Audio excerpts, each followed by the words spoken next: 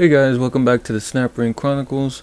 Today we're coming back at you with a bit of a tool haul, or maybe more of like an odds and ends, from a little bit from here, a little bit from there. This is just some of the stuff I accumulated, I guess, in the last week, and they didn't all come from the same place. Just random stuff. I guess most of it, or at least half, was garage sales.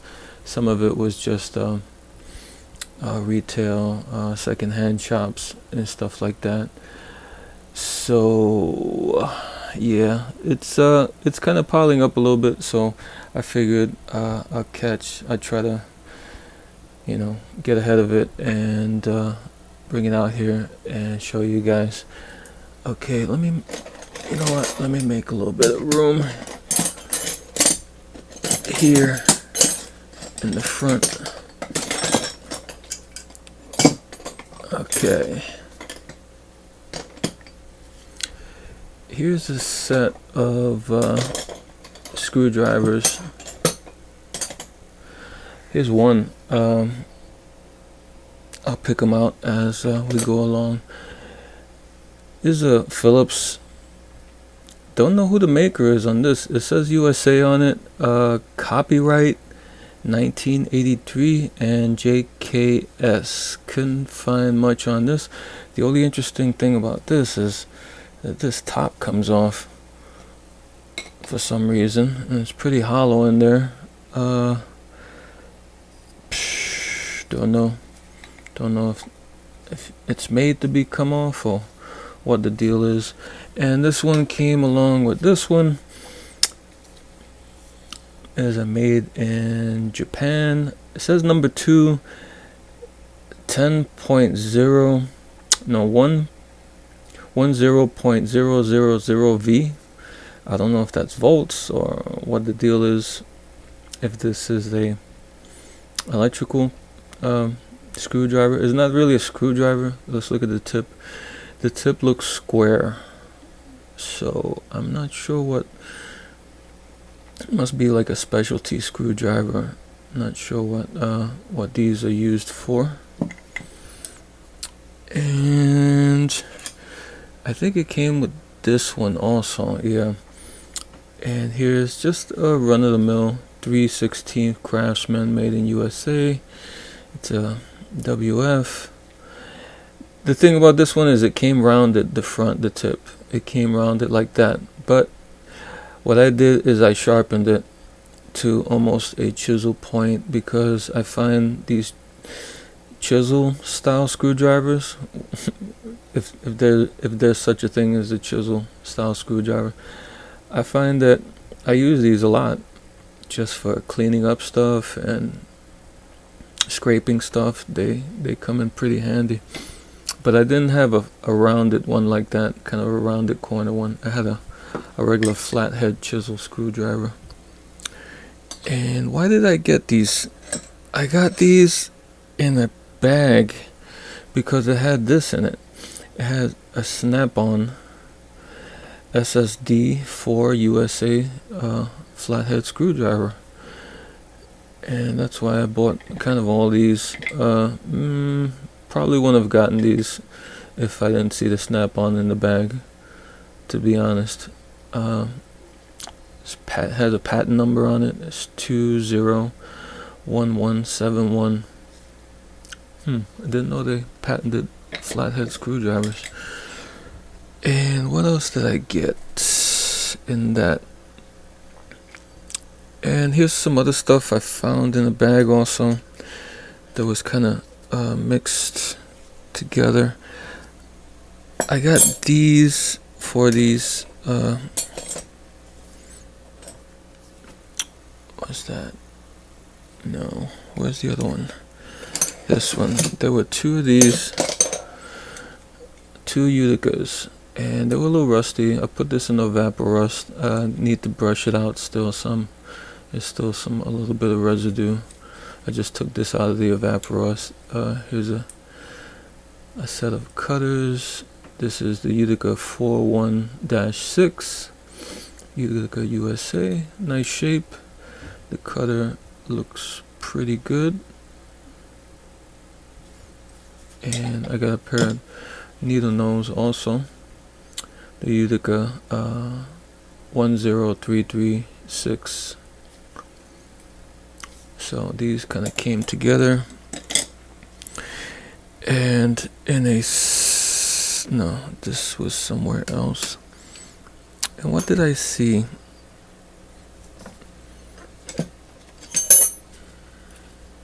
Oh, and this color I found in a bag of junk. And this was the only reason I picked it up, is because they had this set of channel locks. It's Meadville, PA, USA. And to tell you the truth, honestly, this is the 436 model. Honestly, there was nothing in the bag except for literal junk, Chinese made screwdrivers and really bad stuff, and this was the only thing that was worth getting in that set. Oh, let me see. Crap. Oh, wait a minute. Okay. And I had these aside. These I bought at a garage sale. These 4 pieces. Wasn't much there. I saw these pieces. I figured, you know, these two I could probably use pretty often, and these are just for the collection. This one is a pretty rough Powercraft adjustable wrench, 6-inch adjustable wrench. It's really chewed up. It's got a lot of good pitting in it, especially the back. It's all pitted, but surprisingly, it's in pretty decent mechanical shape. The knob here is all chewed up for some reason. I think what happened here was somebody dunked this in probably vinegar.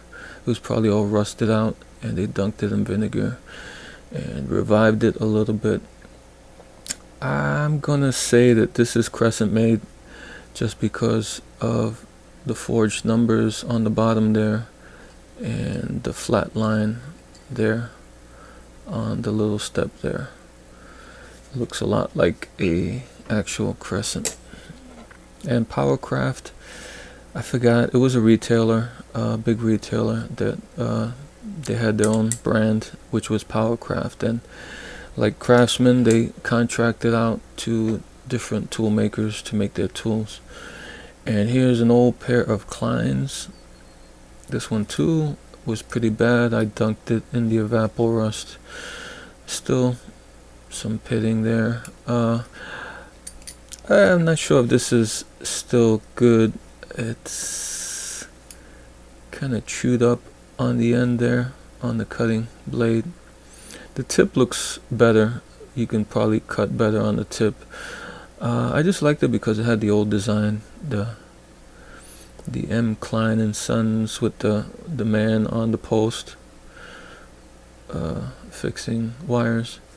I thought that was pretty cool. This is the 202-5, and the date code, I think it's 56, if I'm not mistaken. You guys who know more out there, if I'm wrong, give me a shout out. And I found these Huskies, just torque screwdrivers. This one's a 10 and a 15, which are probably the most popular ones I used. And all 4 of these were $1. So I guess, you know, for $1,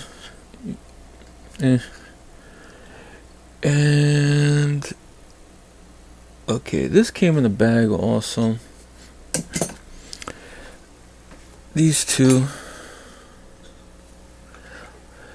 Roscoe screwdrivers, USA.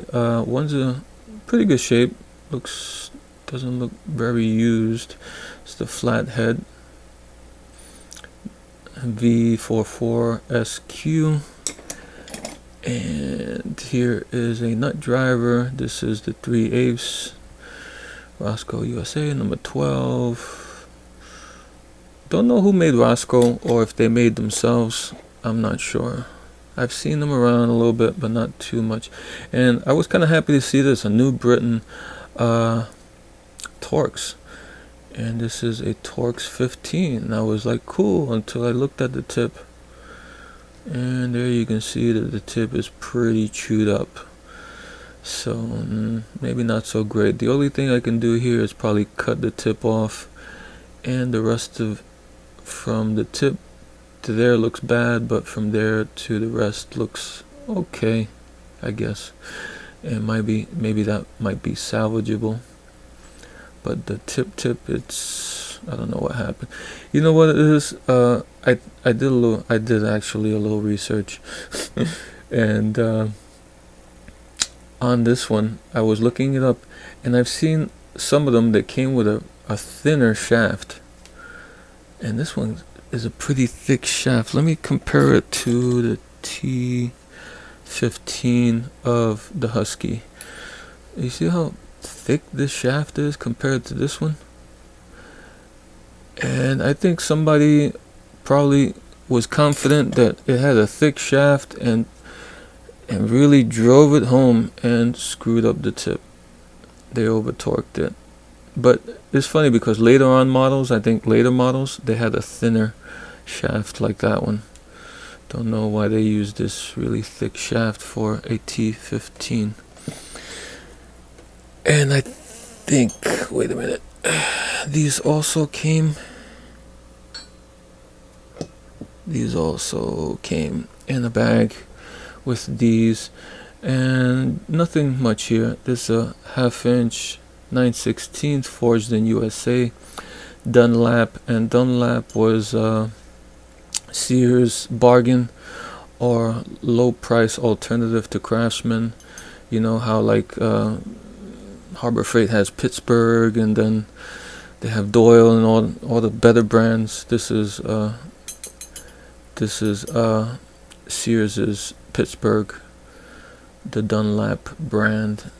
So if you see Dunlap, some of it ain't too bad, but I don't think it carries the same warranty as the Craftsman. It's just not done as well. You can see here there's a lot of like, see a rib wasn't like, well, you know, machined out.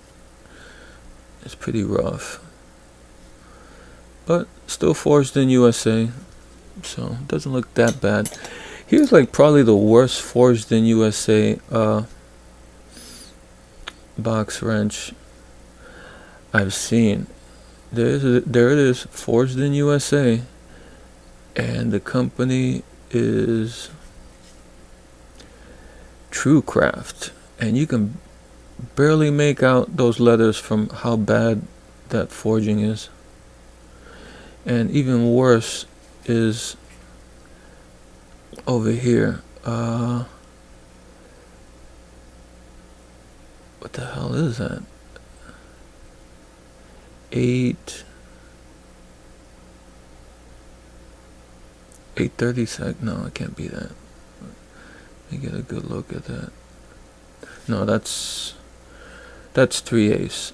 Over here it's really bad. It's 7/16, but look at that 6. You can barely make out that 6, and look how rough this is. Look at the surface. Look how rough that surface is.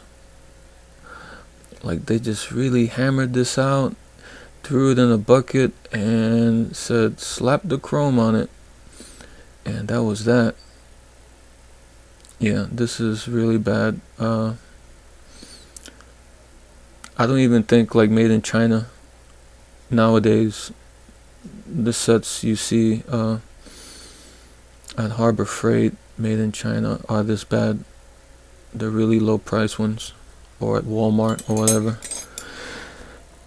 Okay, today, and a little bit of a rant. I love it when you go to garage sales and they put in the ad tools, and when you get there you say, where are your tools? And they're like, oh yeah, we have this hammer. And I'm like, really? Wow, cool. So I drove all the way up here just to find that you got like 3 tools, and one of them is a rake. So that's kind of a bummer when you, especially the gas is kind of expensive now, and you drive around and you go, I don't know, sometimes I go a little bit far with hopes. It's hit or miss. It's always hit or miss, but and you get there and they're like, oh yeah, we have this tools. We have tools. We got this screwdriver. It's pretty funny, but not. Okay. And another rant is the old guy, and I got nothing against old people. I'm getting old myself.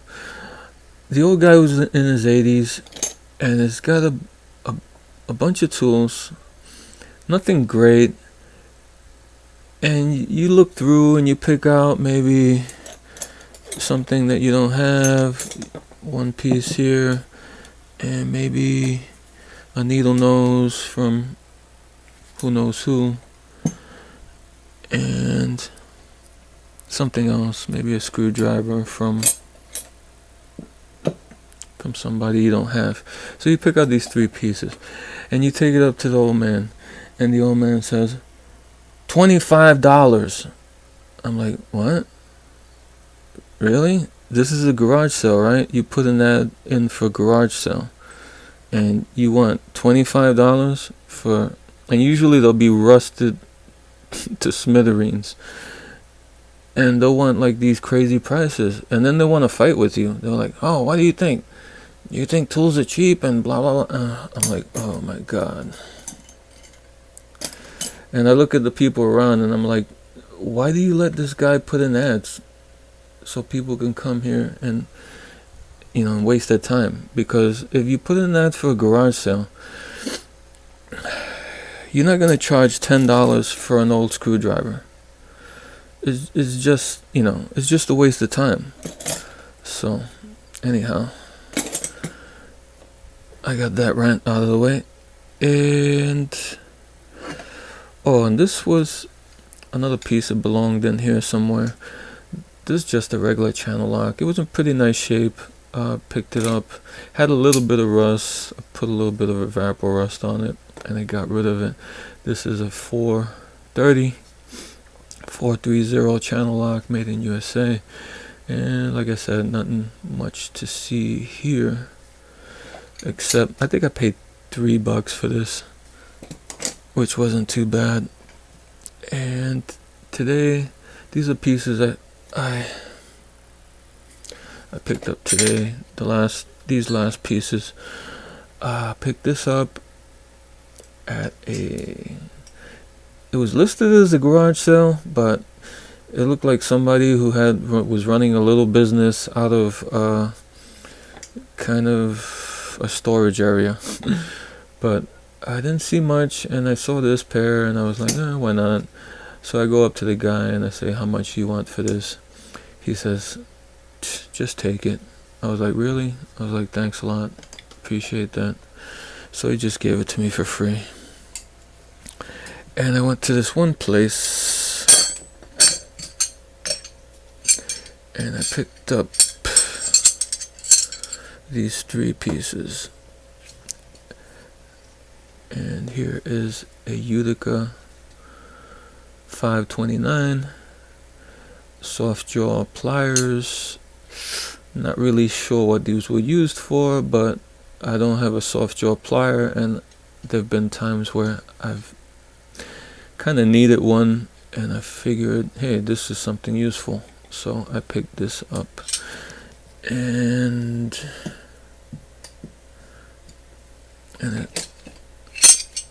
this one's got like three slip joint. That's like the biggest one. Not too big, but I really don't need it anything that big. That's a decent size. I'm surprised the rubbers are still good here. That's cool.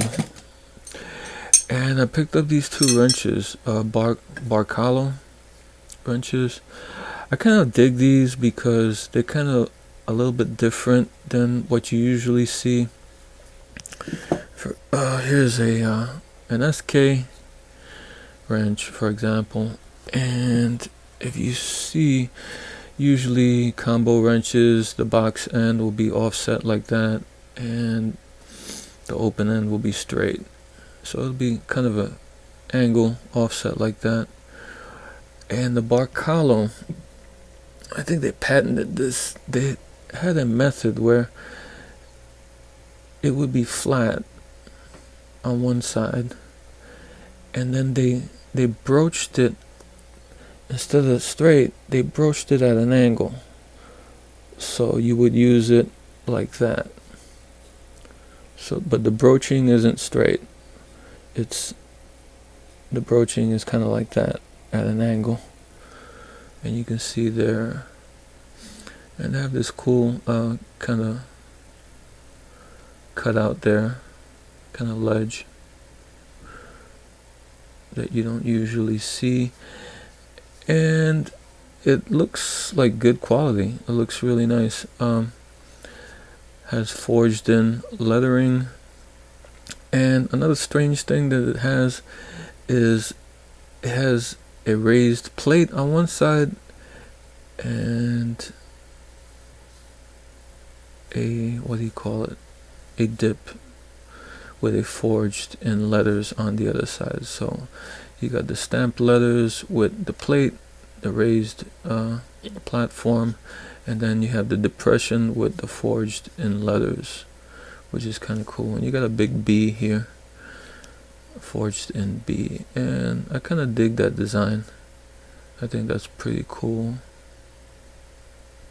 Looks pretty decent in here. This one is the 3/4, and I found this 5/8. Same thing, same design. Pretty neat. And the last thing is this flashlight, mini mag light. I usually pick these up whenever I see them, even though they are incandescent and they're not as bright, but I always have a soft spot for made in USA mag lights. And this was another place where the guy was like, I asked, you have tools? And he's like, yeah, I have the hammer and I got this hedge cutter over here. And I'm like, okay, great. I'm like, how much for the flashlight? He's like 50 cents. I'm like, perfect. So I picked up the flashlight. So yeah, that's just some of the little odds and ends I've come across, I think, pretty much this week. Tomorrow, Sunday, I'll probably be out again, checking to see if any more garage sales are on. Today was kind of a washout because it rained most of the day, so I was lucky to find what I did, because most places, I'm sure, just folded their tent and didn't even bother coming out with their stuff. Alright guys, so I'll see you again soon. Alright, till next time.